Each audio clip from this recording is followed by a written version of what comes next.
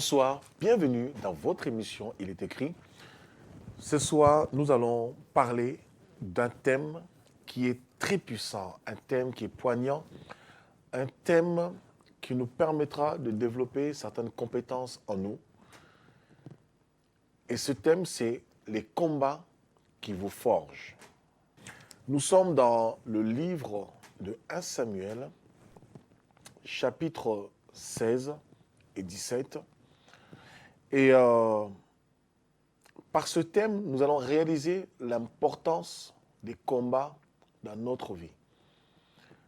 Souvent, lorsque nous traversons des difficultés, des épreuves, des combats, ces épreuves, ces combats, ces difficultés ont tendance justement à nous affaiblir, à nous démontrer notre incapacité et notre incompétence. Mais la lumière de Dieu veut que ces difficultés et ces combats, au contraire, au lieu de nous affaiblir, nous rendent forts. Alors, nous sommes dans 1 Samuel, chapitre 16, au verset 1. L'Éternel dit à Samuel, « Quand cesseras-tu de pleurer sur Saül? Je l'ai rejeté afin qu'il ne règne plus sur Israël. Remplis ta corne d'huile et va. Je t'enverrai chez Isaïe, Bethlémite, car j'ai vu parmi ses fils celui que je désire pour roi. » Samuel dit, « Comment irai-je? Saül l'apprendra et il me tuera. » Et l'Éternel dit, « Tu emmèneras avec toi une génisse et tu diras, je viens pour offrir un sacrifice à l'Éternel. Tu inviteras Isaïe au sacrifice, je te ferai connaître ce que tu dois faire, et tu oindras pour moi celui que je te dirai. » Samuel fit ce que l'Éternel avait dit, et il alla à Bethléem. Les anciens de la ville accoururent effrayés au-devant de lui et dirent, « Ton arrivée annonce-t-elle quelque chose d'heureux? » Il répondit, « Oui, je viens pour offrir un sacrifice à l'Éternel, sanctifiez-vous. » Et venez avec moi au sacrifice. Il fit aussi sanctifier Isaïe et ses fils, et il les invita au sacrifice. Lorsqu'ils entrèrent, il se dit, en voyant Éliab, « Certainement, loin de l'Éternel est ici devant moi. » Et l'Éternel dit à Samuel, « Ne prends point garde à son apparence et à la hauteur de sa taille, car je l'ai rejeté. L'Éternel ne considère pas ce que l'homme considère. L'homme regarde ce qui frappe les yeux, mais l'Éternel regarde au cœur. » Isaïe appela Abinadab et le fit passer devant Samuel. Et Samuel dit, « L'Éternel n'a pas non plus choisi celui-ci. » Isaïe fait passer Shama et Samuel dit, « L'Éternel n'a pas non plus choisi celui-ci. » Isaïe fait passer 7 de ses fils devant Samuel. Et Samuel dit à Isaïe, « L'Éternel n'a choisi aucun d'eux. » Puis Samuel dit à Isaïe, « Sont ceux-là tous tes fils? » Et il répondit, « Il reste encore le plus jeune, mais il fait paître le troupeau. » Alors Samuel dit à Isaïe, « Envoie-le chercher, car nous ne nous lasserons pas avant qu'il ne soit venu ici. » Isaïe l'envoya chercher. Or, il était blond avec des beaux yeux et une belle figure. L'Éternel dit à Samuel, « Lève-toi, oins-le, car c'est lui. » Samuel prit la corne d'huile et l'oignit au milieu de ses frères. L'Esprit de l'Éternel saisit David. À partir de ce jour et dans la suite, Samuel se leva et s'en alla à Rama. Nous sautons, nous allons directement au chapitre 17, au verset 1. Les Philistins réunirent leurs armées pour faire la guerre et se rassemblèrent à Soko, qui appartient à Juda. Ils campèrent entre Soko et Azekah, et Éphèse et Damim. Saül et les hommes d'Israël se rassemblèrent aussi. Ils campèrent dans la vallée des Térabintes, et ils se mirent en ordre de bataille contre les Philistins. Les Philistins étaient vers la montagne d'un côté, et Israël était vers la montagne de l'autre côté. La vallée les séparait. Un homme sortit alors du camp des Philistins et s'avança entre les deux armées. Il se nommait Goliath, il était de Gath. Il avait une taille de 6 coudées et un enfant. Sous sa tête était un casque d'airain et il portait une cuirasse à écailles du poids de 5000 cycles d'airain. Il avait aux jambes une armure d'airain et un javelot d'airain entre les épaules. Le bois de sa lance était comme une ensoupe de tisserand et la lance pesait 600 cycles de fer. Celui qui portait son bouclier marchait devant lui.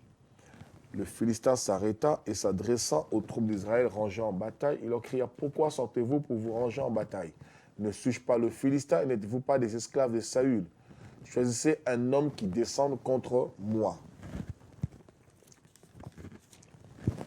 Verset 12. Verset 11. Saül et tout Israël entendirent ces paroles du Philistin et ils furent effrayés et saisis d'une grande crainte. Or, David était un fils de cet Éphrasien de Bethléem de Juda, nommé Isaïe, qui avait 8 fils, et qui du temps de Saül était vieux, avancé en âge. Les 3 fils aînés d'Isaïe avaient suivi Saül à la guerre. Le premier-né de ces 3 fils qui étaient partis pour la guerre s'appelait Eliab, le second Abinadab et le troisième Shama. David était le plus jeune, et lorsque les 3 aînés eurent suivi Saül, David s'en alla de chez Saül et revint à Bethléem pour faire paître les brebis de son père. Le Philistin s'avançait matin et soir, il se présentait pendant 40 jours. Isaïe dit à David, son fils, prends pour tes frères cet épha de grains rôtis et ces 10 pains, et cours au camp vers tes frères. On va sauter, on va aller directement au verset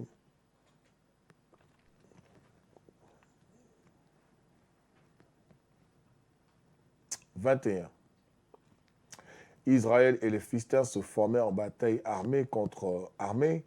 David remit les objets qu'il portait entre les mains du gardien des bagages et courut vers les rangs de l'armée. Aussitôt arrivé, il demanda à ses frères comment il s'est porté. Tandis qu'il parlait avec eux, voici le Philistin de Gad nommé Goliath s'avança entre les 2 armées, hors de rang des Philistins. Il tint les mêmes discours que précédemment. Et David les entendit. À la vue de cet homme, tous ceux d'Israël s'enfuirent devant lui et furent saisis d'une grande crainte. Chacun disait, avez-vous vu s'avancer cet homme? C'est pour jeter à Israël un défi qui s'est avancé. Si quelqu'un le tue, le roi le comblera de richesses et lui donnera sa fille et il affranchira la maison de son père en Israël.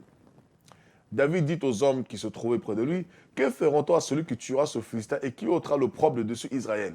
Qui est donc ce Philistin? C'est un circoncis pour insulter l'armée du Dieu vivant. Le peuple, répétant les mêmes choses, lui dit, c'est ainsi que l'on fera à celui qui le tuera. Eliab, son frère aîné, qu'il avait entendu parler à ses hommes, fut enflammé de colère contre David. Et il dit, pourquoi es-tu descendu et à qui as-tu laissé ce peu de brebis dans le désert? Je connais ton orgueil et la malice de ton cœur, c'est pour voir la bataille que tu es descendu. Verset 31. Lorsqu'on eut entendu les paroles prononcées par David et les répéta devant Saül, qui le fit chercher. David dit à Saül que personne ne se décourage à cause de ce Philistin. Ton serviteur ira se battre avec lui. Saül dit à David, tu ne peux pas aller te battre avec ce Philistin car tu es un enfant et il est un homme de guerre dès sa jeunesse. David dit à Saül, ton serviteur faisait paître les brebis de son père et quand un lion ou un ours venait en enlever une du troupeau, je courais après lui, je le frappais et j'arracherais la brebis de sa gueule. Et s'il se dressait contre moi, je le saisissais par la gorge, je le frappais et je le tuais. C'est ainsi que ton serviteur a terrassé le lion et l'ours. Et il en sera du Philistin de cet incirconcis comme de l'un d'eux, car il a insulté l'armée de Dieu vivant. On va s'arrêter là simplement. Alors, suivez-moi très bien. Notre thème, c'est les combats vous forgent. Vous savez, il y a des personnes que vous rencontrez dans votre vie que vous ne connaissez pas du tout, que vous pouvez mépriser. Vous pouvez critiquer à cause des combats, des difficultés, des épreuves qu'ils rencontrent, des épreuves qu'ils traversent. Vous pouvez les mépriser, vous moquer d'eux. Mais ce que vous ne savez pas, ce sont les combats qu'ils ont vécus ou qu'ils vivent, qui font d'eux ce qu'ils sont. Vous savez, un homme n'est que le reflet ou simplement le résultat du parcours de sa vie, de son passé, de son présent. Ton futur dépend de ton passé, et ton présent dépend de ton passé, et ton futur dépend de ton présent. Et finalement, lorsque tu arrives dans le futur, le présent devient aussi le passé. C'est-à-dire, il y a le passé présent et le passé antérieur de ta vie qui ont formé ton futur. Et vous savez, souvent, lorsque les gens traversent des combats, des épreuves, nous avons tendance à nous moquer. Nous avons tendance à les mépriser. Nous avons tendance à les blâmer tout de suite. Nous avons tendance à les juger tout de suite. Mais ce que vous oubliez, ces personnes que vous méprisez, que vous critiquez, vous dénigrez, les combats par lesquels ils sont passés et non par lesquels vous êtes passés, feront de ces personnes-là demain des hommes et des femmes avisés, des hommes et des femmes aiguisés dans la foi, des hommes et des femmes stables, des hommes et des femmes qui ont le jugement qui a été discerné, qui ont le discernement, en fait, le jugement qui est assez grand pour discerner ce qui est bon de ce qui n'est pas bon, parce qu'ils auront acquis et acquis une certaine expérience dans leur pédigré qui leur permettra d'avoir un jugement aiguisé et affûté. Ça, c'est très, très important. Vous savez, il y a des choses, pour les comprendre, il faut passer par les circonstances. Il y a des épreuves, pour les comprendre, il faut passer par là. Vous savez, vous ne pouvez pas comprendre quelque chose que vous n'avez jamais vécu. Lorsque vous parlez avec un richissime, il vous parlera des investissements, mais vous qui avez l'habitude de gagner 1 000 € par mois, vous avez du mal à payer votre loyer, vous aurez du mal à comprendre. Quelqu'un vous dira, j'ai investi 1 million dans l'immobilier, 1 million dans le sauna, 1 million dans l'esthétique, 1 million dans telle chose. Vous aurez du mal parce que ça ne vous parle pas, parce que vous n'avez pas encore franchi cette étape-là. Et vous savez, les épreuves, c'est pareil. Vous ne pouvez pas compatir à la souffrance d'une personne si vous n'avez pas vécu la souffrance de la personne.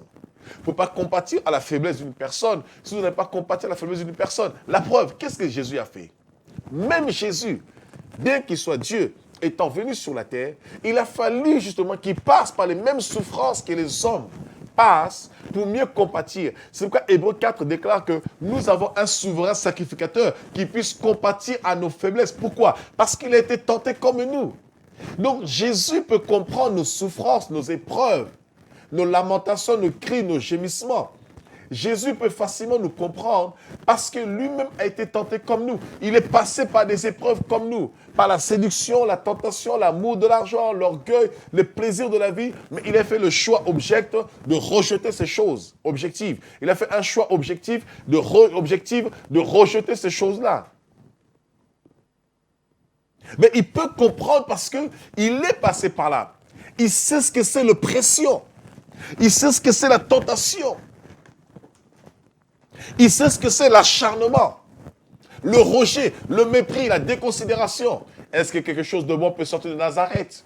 N'est-ce pas Jésus, le fils du charpentier? Regardez le mépris.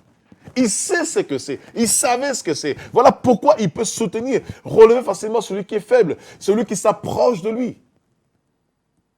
Parce qu'il est passé par là. Et les épreuves, c'est pareil. Il y a un proverbe qui dit que seuls les plus convaincus ont vécu. Parce qu'ils ont vécu.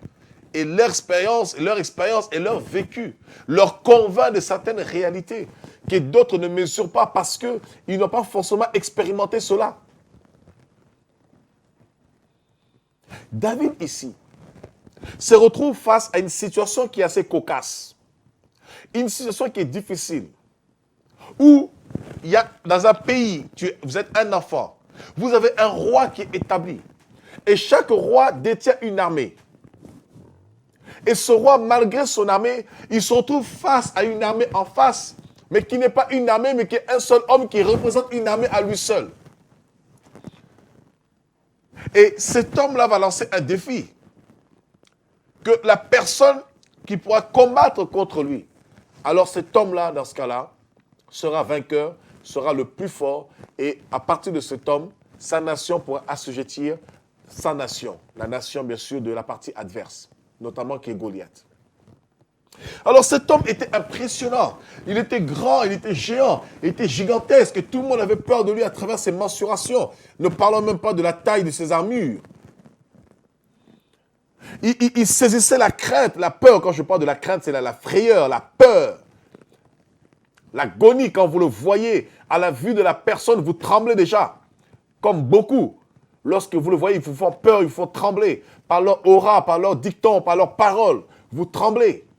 Mais au fond, quand vous creusez un peu, vous les affrontez, ce sont des coquilles vides. Cet homme le faisait peur autour de lui. Et David va être informé de ce qui s'est passé, va être informé des combats, des épreuves, des difficultés, de tout ce qui s'est passé. Lorsqu'il reçoit l'information de ce qui se passe en ce moment, alors qu'il avait l'habitude de s'occuper des troupeaux de son père, sans savoir ce qui se passait dans la cité, il reçoit l'information. Il dit non, Comment un tel incirconcis peut-il insulter le Dieu Tout-Puissant, le Dieu vivant? Si nous sommes le peuple de Dieu, nous sommes le peuple à qui appartient la victoire. Parce que si Dieu est pour nous, personne ne peut être contre nous. Si Dieu est pour nous, personne ne peut nous ridiculiser parce que Dieu est au-dessus de tout. Vous voyez un petit peu. Et la Bible nous dit ici que tout le monde avait peur. Tout le monde tremblait à la vue de cet homme.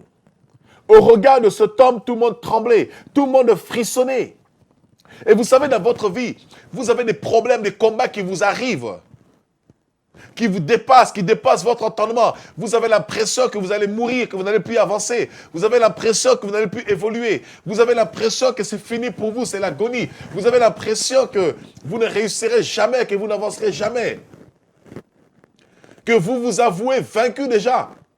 Des fois sans même fournir le moindre effort.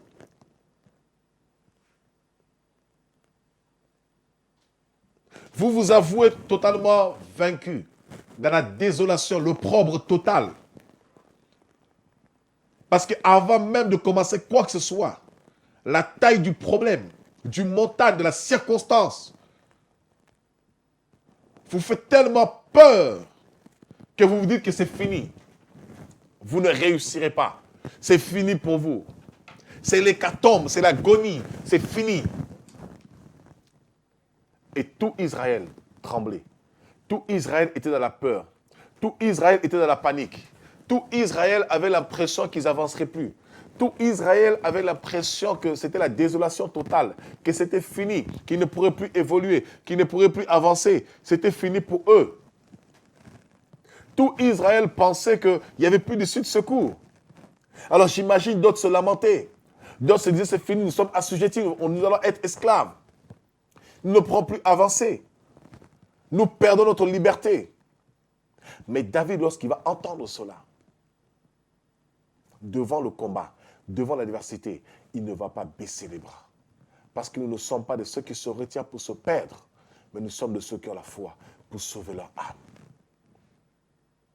David va entendre ces paroles. Il va dire, qui est donc cet incirconcis qui méprise l'armée du Dieu vivant? Moi, je vais le combattre. Moi, je vais l'affronter. Moi, je vais l'attaquer. C'est incirconcis. Il n'a pas le droit de mépriser l'armée du Dieu vivant. Il n'a pas le droit de mépriser le Dieu tout-puissant que nous servons. Il n'a pas le droit de mépriser le nom de Dieu.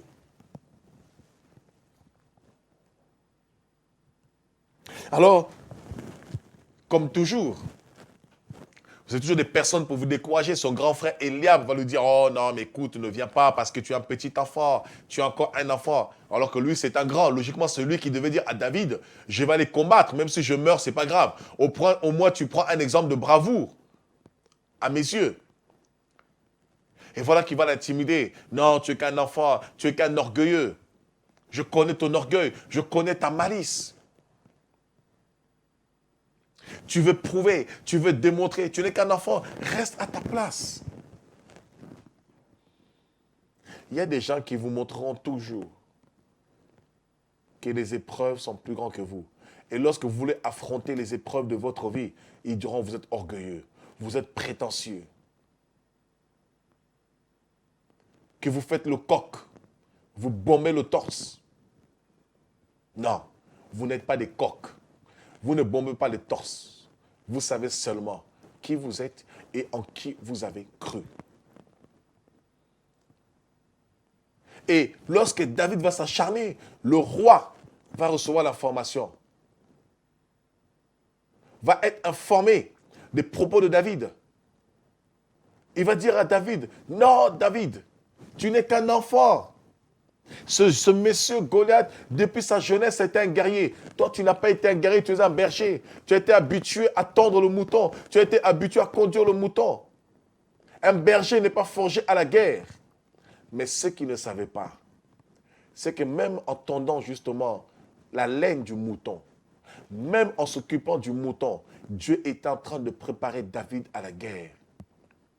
Et les épreuves de David, les combats de David, alors que personne n'était là, pour le soutenir, pour l'encourager, dans le secret, dans le privé. Vous savez, il y a des choses que vous vivez dans le secret, personne n'est au courant de cela. Ni votre pasteur, ni votre femme, ni votre mari, ni votre mère, ni votre sœur.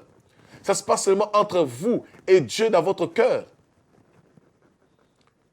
Il y a des difficultés que vous traversez, que vous rencontrez, que personne ne sait, que personne ne connaît. Mais à travers ces difficultés, oh, Dieu est en train de vous préparer. À travers les difficultés que vous rencontrez, Dieu est en train de vous préparer. Dieu est en train de guiser votre caractère. Dieu est en train de vous forger. Dieu est en train de vous former. Parce que ces combats, ces difficultés que vous traversez ne sont pas une tare, mais sont un avantage pour vous. Parce que cela vous amènera à la maturité. Cela vous permettra de vous forger. De forger les qualités de Dieu en vous. Et nous allons voir c'est quoi ces qualités.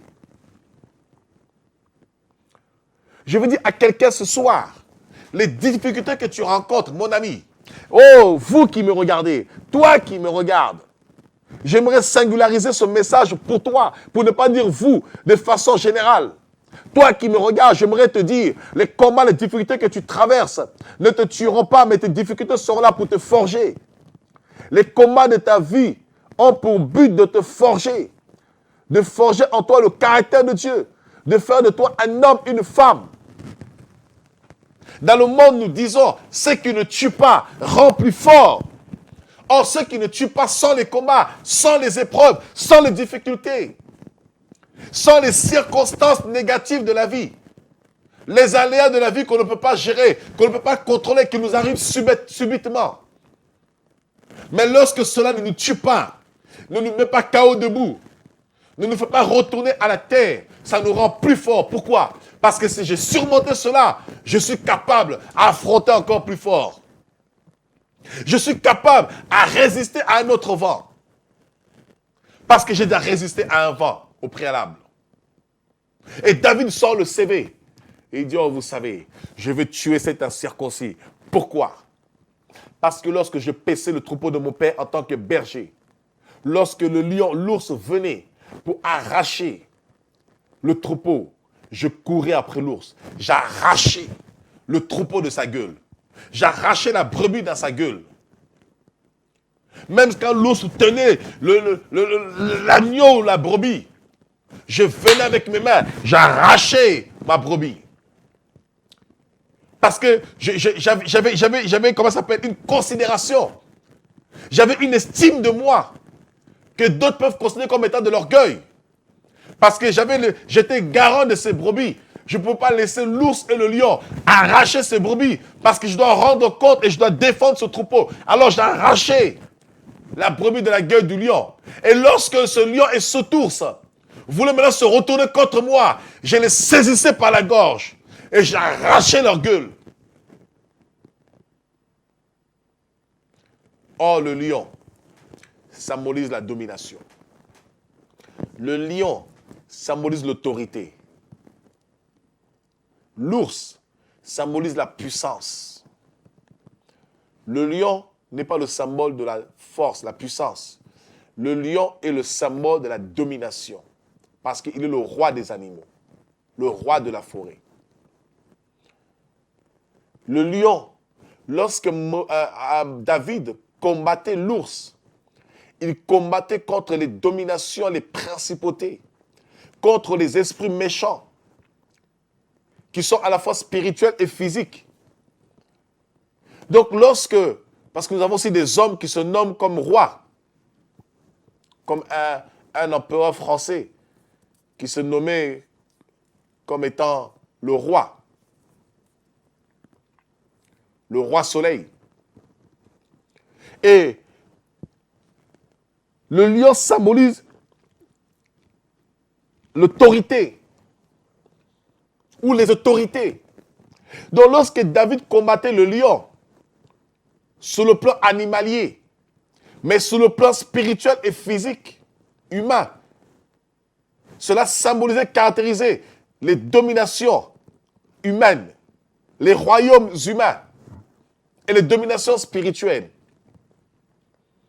Lorsque David combattait l'ours, qui symbolise la force, la puissance, David combattait contre toutes les puissances, toutes les forces militaires, aussi bien spirituelles que physiques. Et dans les coulisses, il avait une préparation. Dieu le préparait. Dieu le travaillait. Dieu exerçait ses mains au combat. Lorsqu'il a vaincu le lion, lorsqu'il a vaincu l'ours, c'était la puissance de Dieu. C'était l'autorité de Dieu. C'était la force de Dieu. Dieu a travaillé son mental. Parce que l'ours ne l'avait pas tué. Le lion ne l'avait pas tué. Et ça renforçait David en se disant, si l'ours et le lion ne me tuent pas, qui peut me tuer encore?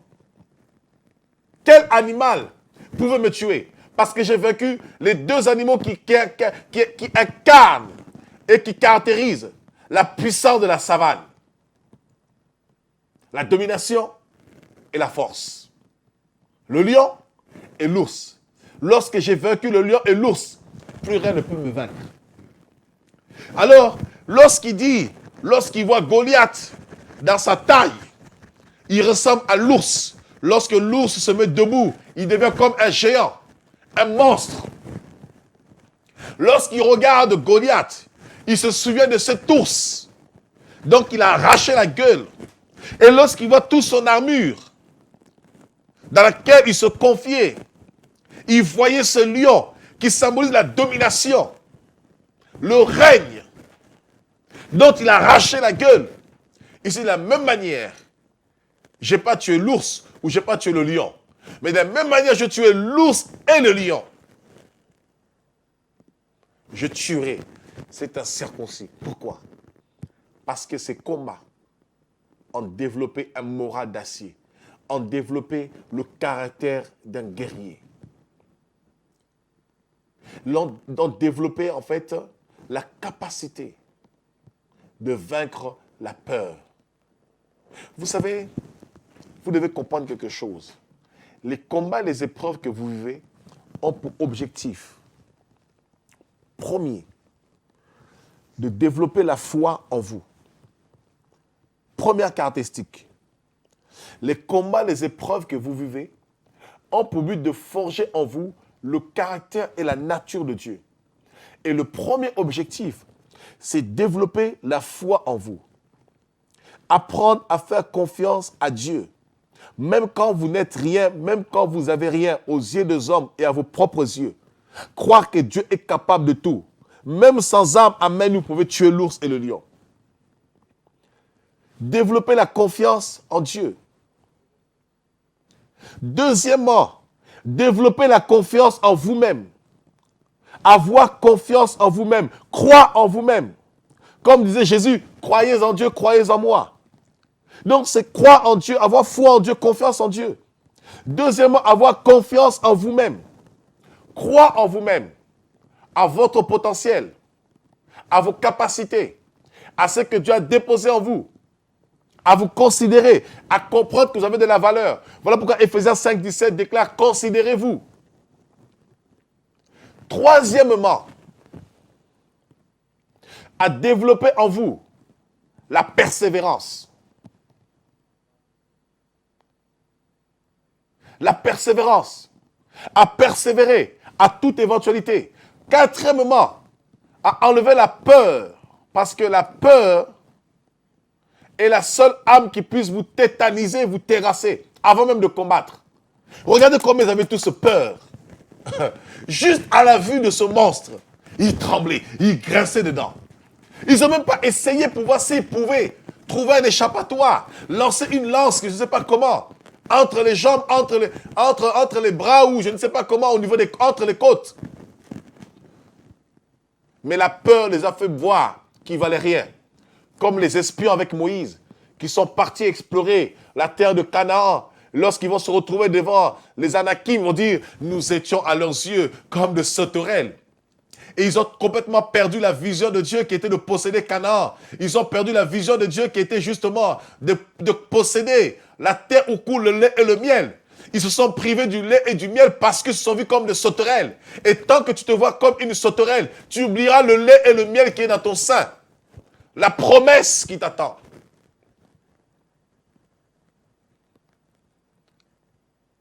Alors nous disons, développer la confiance en Dieu, la confiance en vous-même, développer la persévérance, enlever la peur, le doute, et faire de vous un guerrier, un homme, une femme, selon Dieu, un conquérant. Et David a dit, j'ai une expérience passée. Et cette expérience passée me permet de vous dire que je vais terrasser Goliath. Et c'est ce qu'il a fait. Et quand il a terrassé Goliath, ceux même qui ne croyaient pas en lui, ceux même qui doutaient de lui, ceux même qui venaient à le mépriser, à le considérer simplement comme un petit enfant, ils vont se mettre à chanter des hymnes à sa gloire. Saül a frappé 1000, David a frappé 10 000. Ceux même qui l'ont contesté ont fini par l'attester. Ceux même qui l'ont déconsidéré ont fini par le considérer.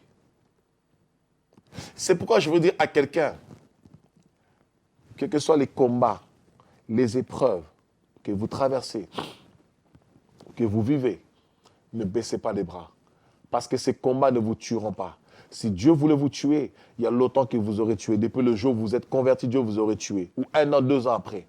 Mais si Dieu permet les épreuves dans votre vie, c'est pour vous enseigner la confiance en Dieu, la confiance en vous-même, croire aux dons, aux talents qui sont en vous-même, vous apprendre la patience, vous apprendre la persévérance et développer en vous un mental de guerrier, le caractère des hommes et des femmes de foi, pour que vous ayez un diamant dur, un front dur comme le diamant, pour résister à la rébellion, pour résister aux combats, aux épreuves.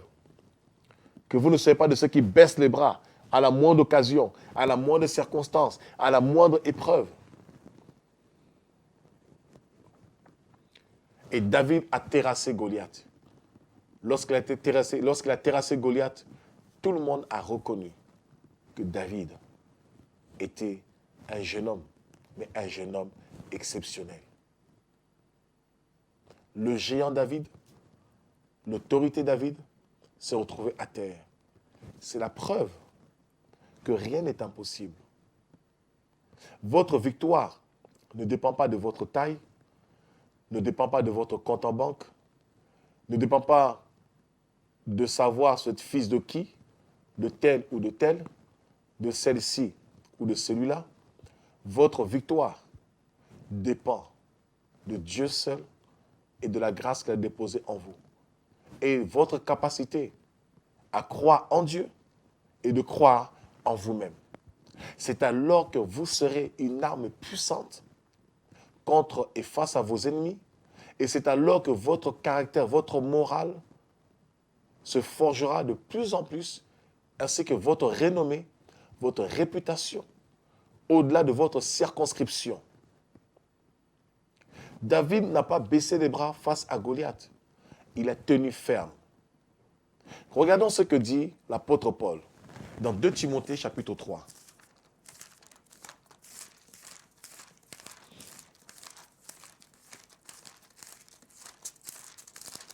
Dans 2 Timothée chapitre 3 verset 10, l'apôtre Paul exhorte Timothée. Il dit à Timothée, toi donc mon enfant, fortifie-toi dans la grâce qui est en Jésus-Christ.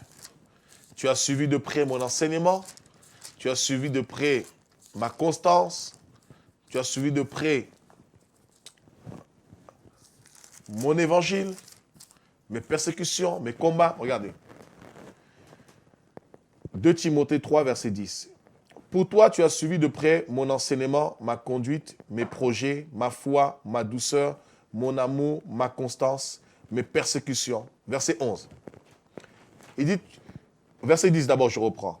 Pour toi, Timothée, tu as suivi de près mon enseignement, ma conduite, mes projets, ma foi, ma douceur, mon amour, ma constance. Verset 11. Mes persécutions, mes souffrances. À quelle souffrance n'ai-je pas été exposé à Antioche, à Icône, à Lystre? Quelle persécution n'ai-je pas supportée? Et le Seigneur m'a délivré de toutes. Or, tous ceux qui veulent vivre pieusement en Jésus-Christ seront persécutés. Et plus loin, Paul dira, j'ai combattu contre des bêtes sauvages à Éphèse. Mais la même personne qui dit à Timothée, Toi, tu as suivi de près mon enseignement, ma conduite, ma foi, ma douceur, ma pureté. Tu as vu de près mes persécutions, mes combats à l'Istre, à Derbe, à l'Icône. Tu as vu comment j'ai supporté les épreuves, les combats. Le même Paul dit, je me réjouis dans mes persécutions. Pourquoi Paul pouvait dire, je me réjouis dans mes persécutions? Parce que Paul particulièrement, il avait traversé ses combats, ses épreuves. Et dans toutes ces épreuves, Dieu l'avait toujours délivré. Donc ses ennemis n'avaient jamais triomphé de lui, n'avaient jamais pris l'avantage, l'ascendance sur lui. À toutes les épreuves qu'il avait endurées, Dieu le délivrait, Dieu le gardait, Dieu le relevait, Dieu le restaurait, de sorte que ses ennemis étaient totalement dans la confusion, dans la honte totale. Parce que Dieu lui donnait la victoire sur ses ennemis. Et la Bible déclare dans Deutéronome 28, tes ennemis s'élèveront contre toi par un seul chemin et Dieu le fera fuir par 7 chemins. Parce que Dieu te donnera toujours la victoire sur tes ennemis. Il ne permettra jamais que tes ennemis dominent sur toi, triomphent de toi. Jamais. Même quand tu es dans une position de faiblesse. Parce que Dieu t'a appelé. Et Dieu ne chute jamais. C'est pourquoi Samson, bien qu'il a perdu la vision de Dieu, il a trahi l'alliance avec Dieu. Mais à la fin de sa vie, Dieu a permis qu'il tue quand même plus de Philistins que de son temps où il était vivant, il servait Dieu et craignait Dieu. Parce que il fallait que la mission de Dieu s'accomplisse dans sa vie, de terrasser les Philistins. Et jusqu'à la fin de sa mort, il fallait qu'il terrasse les Philistins, parce que la parole de Dieu ne retourne pas à lui sans avoir accompli sa volonté. Paul dit, j'ai supporté toutes ces persécutions, et Dieu m'en a délivré. Il n'y a pas de combat trop grand. Et il n'y a pas de combattant trop petit. Quelle que soit votre taille en tant que combattant, quel que soit ce que vous êtes, vos combats ne sont pas plus grands que vous. Parce que Dieu ne permettra jamais qu'un combat soit au-dessus de vos forces. Parce qu'il sait pertinemment que vous n'aurez pas la force de vous en sortir. Mais à travers l'épreuve, Dieu vous remplira de force pour que vous puissiez vous en sortir, pour que vous puissiez triompher, pour que vous puissiez aller de l'avant. Parce qu'il est fidèle. Et j'aimerais vous dire encore, quel que soit ce qui se passe autour de vous, quel que soit ce que vous traversez, ne baissez pas les bras. Chaque épreuve cache une victoire. Et il n'y a pas de victoire sans épreuve. Il n'y a pas de victoire sans combat. Il n'y a pas de victoire sans adversité. Dans chaque adversité, dans chaque épreuve, dans chaque combat, il y a une victoire à la clé. Et cette victoire sera vôtre. Et ceux qui ne vous ont pas compris au départ, qui vous ont méprisé, ils reconnaîtront que vous êtes victorieux. Et ils viendront s'agenouiller devant vous et ils reconnaîtront que vous êtes vainqueur. Et la Bible dit dans Romains chapitre 8 au verset 18, nous avons l'assurance que les souffrances du temps présent ne sauraient se comparer à la gloire à venir. Pour atteindre la gloire à venir, il faut passer par les souffrances du temps présent. Alors, relevez vos manches, ressaisissez-vous, ne baissez pas les bras, soyez fervents d'esprit, affrontez les montagnes de vos vies, affrontez les combats de vos vies. C'est alors que vous pourrez prétendre à la gloire à venir. Moi qui vous parle, pour être ce que je suis aujourd'hui, j'ai dû affronter des bêtes sauvages, des hommes très sauvages. J'ai dû livrer des batailles, des combats dans ma marche avec Dieu. J'ai connu des hauts, j'ai connu des bas. J'ai connu la disette, j'ai connu l'abondance. J'ai connu des épreuves, j'ai connu des difficultés. Mais Dieu m'a toujours gardé, m'a toujours délivré. Ce qui fait de moi ce que je suis au jour d'aujourd'hui. Que le Seigneur vous bénisse, que sa puissance vous accompagne à surmonter toutes les épreuves, les difficultés qui se présentent devant vous, afin que vous puissiez faire face à toute éventualité et que vous en sortiez plus que vainqueur. Que le Seigneur vous bénisse, que sa force demeure en vous, au nom de Jésus-Christ. Et à très bientôt pour une prochaine émission d'Il est écrit.